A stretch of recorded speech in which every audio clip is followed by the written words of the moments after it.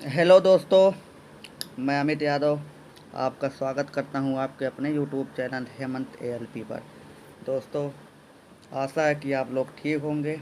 जैसा कि हम लोग भूगोल पढ़ना स्टार्ट किए हैं जिसमें कि हमने वायुमंडल शुरू किया है जिसमें हमने इसके 3 मुख्य संगठन को पढ़ लिया है, जिसमें पहला था गैस, दूसरा था जलवाष्प और तीसरा था धूलकण।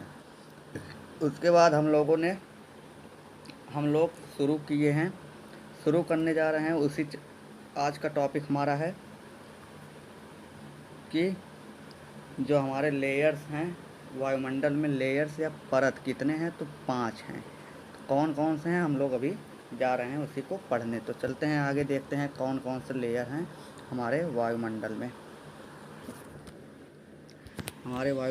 कौन कौन से लेयर हैं, हम यहाँ तक आप लोग को बता दिए थे कि वायुमंडल का वितरण जो है 5 परत से मिलकर बना है। क्षोभ मंडल, समताप मंडल, मध्य मंडल, आयन मंडल और बहिर्मंडल। 5 परत से मिलकर बना है। आज हम लोग बात करेंगे किसके बारे में?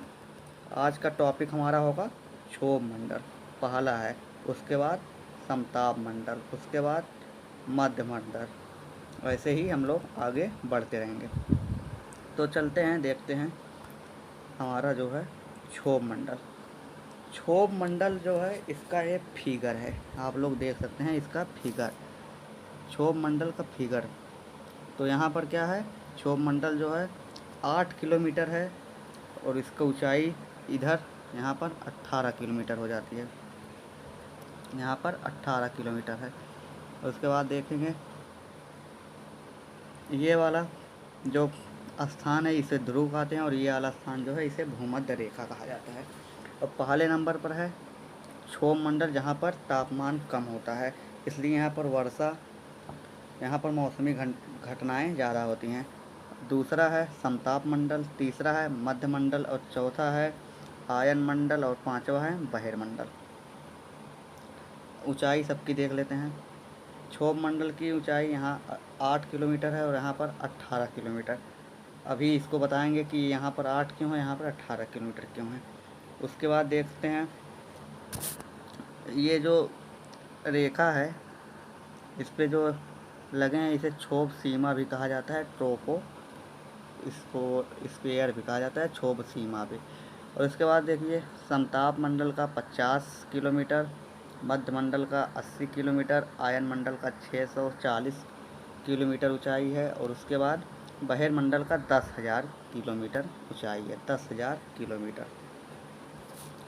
तो हम लोग सबसे पहले देखते हैं क्षोभ मंडल का क्या क्या काम है। क्षोभ मंडल जो है ये वायुमंडल की सबसे निचली परत है। सबसे निचली परत कौन है? क्षोभ मंडल। इम्पोर्टेंट क्वेश्चन है, बहुत बार पूछा है। क्षोभ मंडल जो है ये वायुमंडल की सबसे निचली परत है। क्षोभ मंडल में ही वायु का संवहन होता है। वायु का संवहन का मीनिंग होता है वायु गर्म होकर ऊपर उठती है। संवहन का मतलब वायु का गर्म होकर ऊपर उठना। वायु का गर्म होकर ऊपर उठना संवहन का मीनिंग होता है। और यहाँ पर मौसमी घटनाएं होती हैं। यहाँ पर क्या होती हैं? मौसमी घटनाएं, जैसे आंधी, वर्षा, तूफान, चक्रवात, ये सब क्षोभ मंडल में होते हैं। मौसमी घटनाएं किस क्षोभ मंडल में होते हैं? क्षोभ मंडल में। हम लोग यहाँ पर देख सकते हैं जैसे वायु का संवहन होकर जो वायु ऊपर उठता है वो कैसे होता है, तो चित्र के माध्यम से हम लोग देखते हैं। मान लीजिए ये हमारा क्या है? अर्थ है। ये हमारा अर्थ है और इसके चारों ओर क्या हैं? गैसें हैं। चारों ओर गैसें हैं। हमारा अर्थ है, चारों ओर क्या है? ये वाला भाग अर्थ है। ये चारों ओर क्या हैं? गैसें। और ये उसके ऊपर भी ये चारों ओर क्या हैं? ये भी गैसें हैं। तो जो ये अर्थ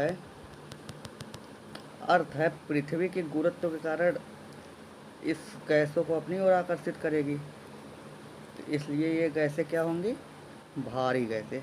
हम लोग एक गैसों को ए मान लेते हैं और ऊपर वाले गैसों को बी मान लेते हैं। पृथ्वी गुरुत्व के कारण आकर्षित हो रही है अपनी ओर, इसलिए इसे हम भारी गैस मानेंगे। पृथ्वी जो है, पृथ्वी अपने ओर ये आकर्षित कर रही है ना, तो ये अपने ओर जब आकर्षित हो रही है पृथ्वी की ओर, पृथ्वी गुरुत्व के कारण अपनी ओर आकर्षित कर रही है, इसलिए यह भारी गैस होगी। तो भारी गैस होगी और बी वाला जो है ये हल्की गैस होगी।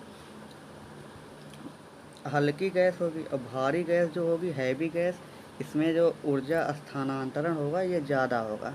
ऊर्जा स्थानांतरण ज़्यादा होगा, भारी गैस में ऊर्जा स्थानांतरण ज़्यादा होगा और हल्की गैस में ऊर्जा का स्थानांतरण कम होगा।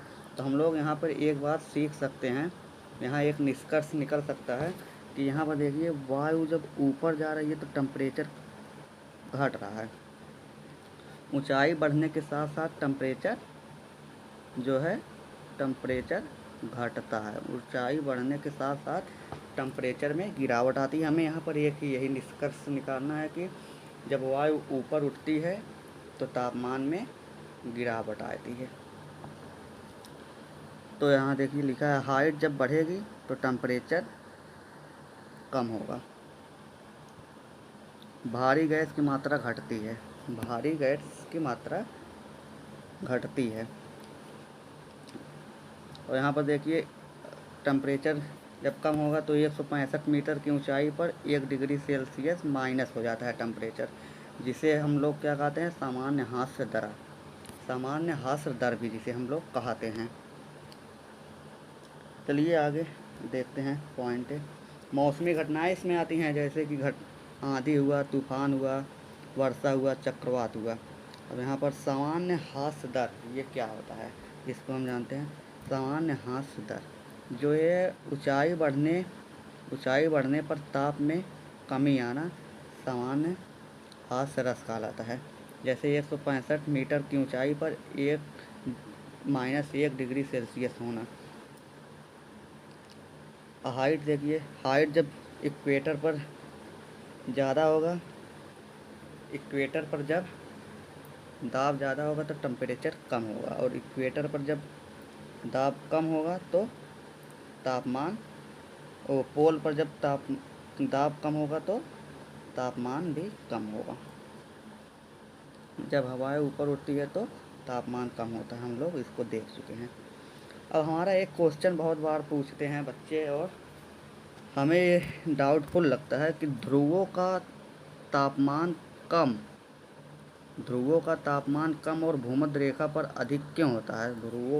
ध्रुवों पर तापमान कम क्यों होता है और भूमध्य रेखा पर तापमान अधिक क्यों होता है। तो हम लोग इसको बहुत सिंपल भाषा में समझते हैं।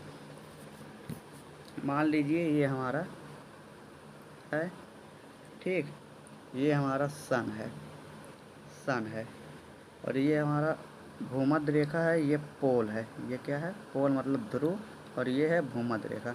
तो ये सन जो है जब भूमध्य रेखा पर सीधी प्रकाश की किरणें पड़ेंगे तो टेम्परेचर ज़्यादा होगा क्योंकि गर्म ज़्यादा होगा, और जब यहाँ पर तिरछी प्रकाश की किरण पड़ेंगे तो टेम्परेचर कम होगा। इसलिए हम लोग इसे कह सकते हैं कि ध्रुवों पर तापमान कम और भूमध्य रेखा पर ज़्यादा होता है। चलते हैं आगे, देखते हैं। अब ये जो ऊंचाई का अंतर है, यहाँ पर 8 किलोमीटर क्यों है, यहाँ पर 18 किलोमीटर क्यों है, इसे हम लोग समझते हैं। हम लोग लेते हैं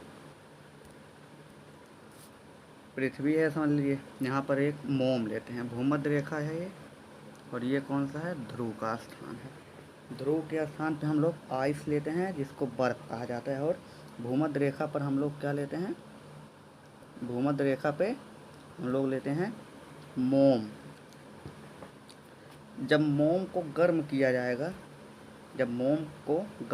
जाएगा तो यहाँ पर टेम्परेचर ज़्यादा होगा तो एयर फैलेगी या तापीय विस्तार होगा। देखिए एयर ये है, फैलकर इतना दूर हो गया।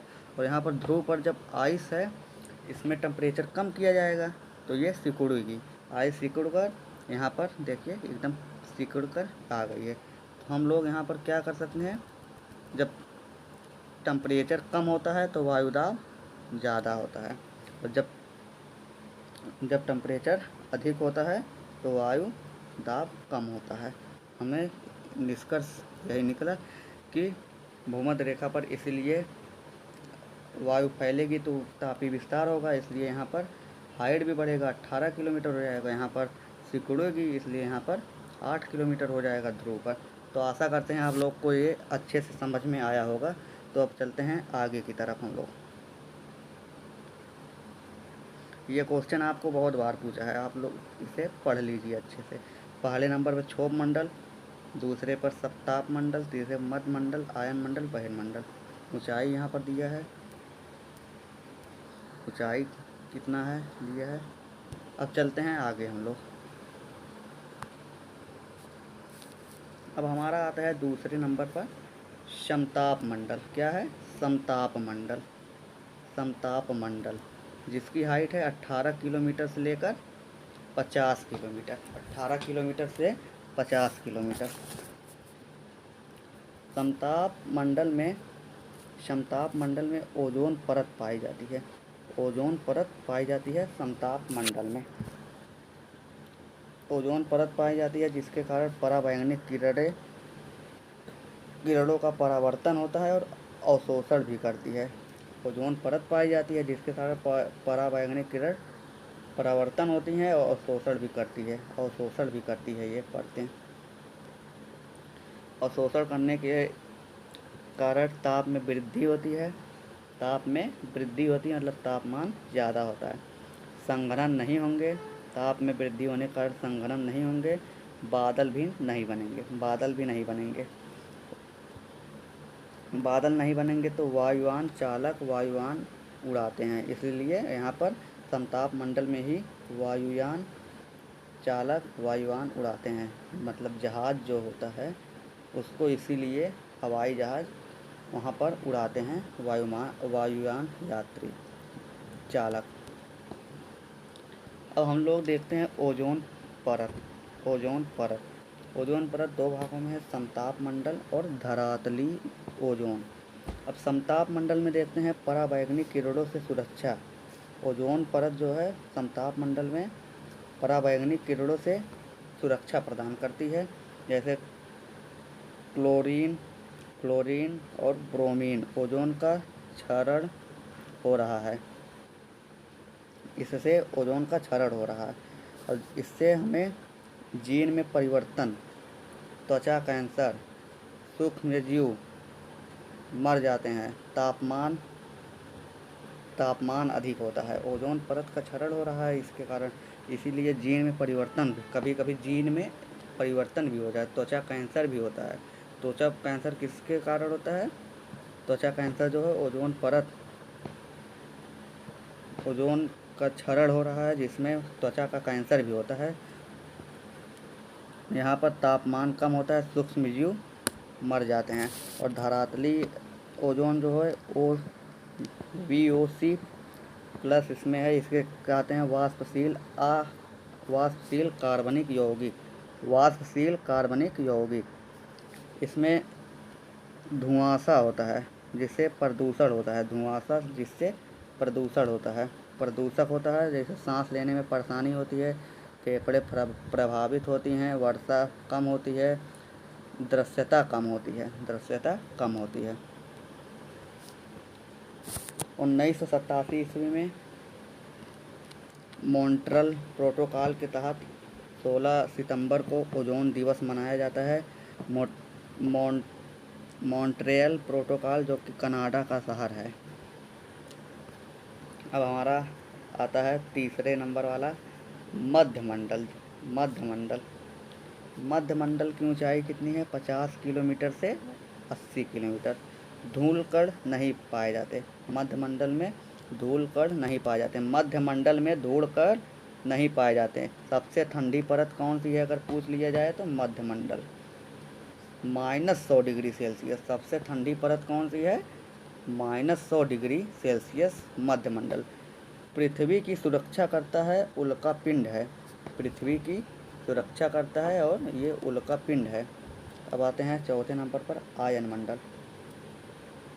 आयन मंडल गैसों का आयनीकरण होता है, गैसों का आयनीकरण होता है, जिसकी ऊंचाई, आयन मंडल की ऊंचाई 80 से 640 किलोमीटर है। 80 से 640 किलोमीटर है।